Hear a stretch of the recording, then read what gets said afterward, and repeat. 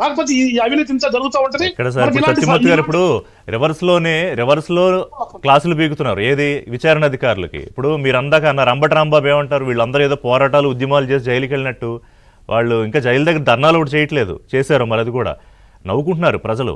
అంటే వాళ్ళు ఏం చేసి కేసుల్లో జైలుకి వెళ్ళారు, వీళ్ళు ఏం మాట్లాడుతున్నారు. అలాగే ఆఫీసర్స్ కూడా ఇప్పుడు ఇంకా కాంతిరాణ టాటా, విశాల్ గున్ని, సరే వాళ్ళు బలవంతంగా చేశారా, ఏం చేశారా, అప్రూవర్లుగా మారారా, బట్ తప్పు చేసిన వాళ్ళైతే శిక్ష అనుభవించాలి కదా సత్యమూర్తి గారు.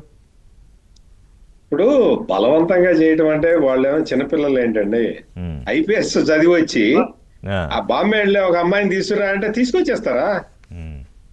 ఇప్పుడు వాళ్ళు వచ్చి ఏదన్నా కన్ఫెషన్ స్టేట్మెంట్ ఇవ్వటం అది వేరే కథ. అసలు నేరం ఎందుకు చేసావు?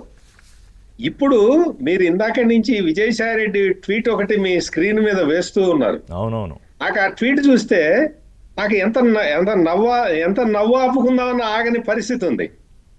నేను ఈ మద్యం స్కామ్ లో నేను ఒక విజిల్ బ్లోయర్ అంటాడు ఆయన. విజిల్ బ్లోయర్ అంటే ఏంటో తెలుసా ఋషి గారు? నేరం జరగకుండా ఆపేవాడు విజిల్ బ్లోయర్. నేరం జరగకుండా నేరం జరుగుతున్నది, ఇదిగో ఇట్లా జరగబోతున్నది అని చెప్పేవాడు విజిల్ బ్లోయర్. నేరం అంతా జరిగిపోయిన తర్వాత మొత్తం డబ్బులు సరే పోనీ కాదు, కొంత మినహాయింపించిన ఆ నేరానికి సంబంధం లేని వాడు ఆ విజిల్ ఏదో బ్లో చేసినా పోనీ విజిల్ బ్లోయర్ అందాం. కానీ మీటింగ్లన్నీ ఆయన ఇంట్లోనే జరుగుతాయి, ఆయన జిల్లాల్లోనే జరుగుతాయి. ఋషి గారు మీటింగులు పెట్టడం మామూలు ఏదో పెద్ద మనిషిలే అండి, పెట్టాడా తెల్ల జుట్టు ఉంది కాబట్టి పెద్ద మనిషి కాబట్టి అనుకోవచ్చు. ఇక్కడ అది కాదు క్వశ్చన్. 100 కోట్ల రూపాయల అప్పులు ఇప్పించాడు వాళ్ళకి. ఎవరైతే డిస్టిలరీలు కబ్జా పెట్టుకోవటానికి 100 కోట్ల రూపాయల లోన్ ఇప్పించిన వ్యక్తి నేను 1 రూపాయి కాదండి పాపం ఆయన ఇప్పించాడు కానీ ఆయన 1 రూపాయి ముట్టుకోలేదు అన్నాడు కదా. 1 రూపాయి ముట్టుకోలేదట. ముట్టుకోకుండా విజిల్ బ్లోయర్ అంటాడు.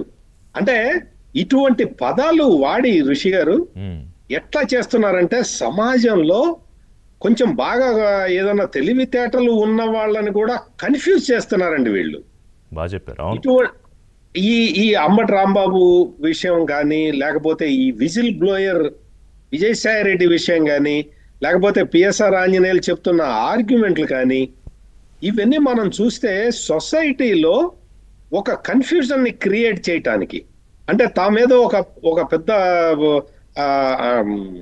పదం వాడకూడదు కానీ పతితులు లాంటి వాళ్ళమని చెప్పే పరిస్థితికి వీళ్ళు వస్తున్నారు. ఇంకొకటి సత్యమూర్తి గారు మీరు అంటుంటే నాకు అనిపిస్తుంది ఇంకో ప్రమాదం కూడా ఉంది. అంటే చాలా మంది మీరు అన్నట్టు ఇప్పుడు చాలా మంది యువత తెలివితేటలతో వస్తున్నారు. ఏ యుగంలో ఉన్నాం మనం, పొరపాటున వీళ్ళని కనుక మోడల్ గా తీసుకుని వాళ్ళ తెలివితేటలు మరో రకంగా వాడితే జరగబోతున్నది. ఇప్పుడు అదే పెను ప్రమాదం, సభ్య సమాజానికి పెను ప్రమాదం ఈ డైరెక్షన్ లో ఇందులోనే ఉన్నది. వీళ్ళందరూ కూడా ఒక నేరం చేసి సిగ్గుపడకుండా, జగన్మోహన్ రెడ్డి కూడా అదే చెప్తూ ఉన్నాడు, మీరు జైలుకి వెళ్ళటం తప్పు కాదు, నేను కూడా 16 నెలలు జైల్లో ఉండి వచ్చాను అని చెప్పి. అంటే ఇప్పుడు అదొక కాదు, అదేమన్నా ప్రత్యేక క్వాలిఫికేషన్ లా ఫీల్ అవుతున్నారా? క్వాలిఫికేషన్ లాగా వాళ్ళు ప్రొజెక్ట్ చేస్తూ ఉన్నారు, దాన్ని నమ్మే వాళ్ళు నమ్ముతున్నారు. అది ఇప్పుడు ట్రాజెడీ అదండి. సమాజంలో పెద్ద ట్రాజెడీ ఇది.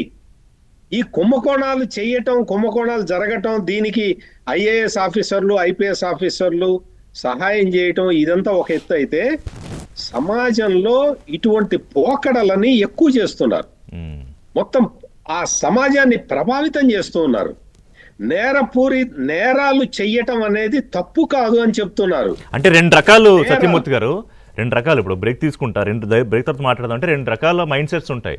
ఒకటి తెలివితేటలతో లెజిటిమేట్గా వ్యాపారాలు పెట్టి వ్యవస్థీకృతంగా డెవలప్ చేసి వాళ్ళు లాభపడుతూ రాష్ట్ర అభివృద్ధిలో తోడ్పడుతూ కోట్లు సంపాదించుకోవడం.